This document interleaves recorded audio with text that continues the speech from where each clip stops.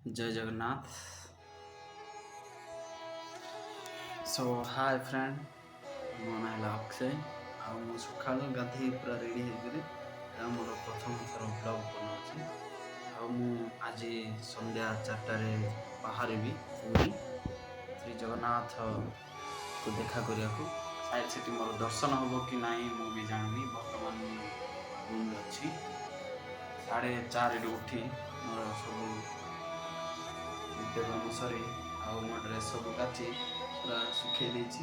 तो मु गाधे पूरा रेडी हो जाइछि। आशा करुँची आपण मानक भी भल लगे। जगन्नाथ मंदिर को मु तुम समस्त दर्शन करेबी। तो अपेक्षा करेबी मोर से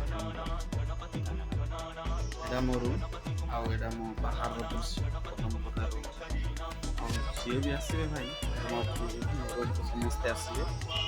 तो देख सका दृश्य पदमपुर तो मुझे खुशी है भाई जड़े आमर बाथरूम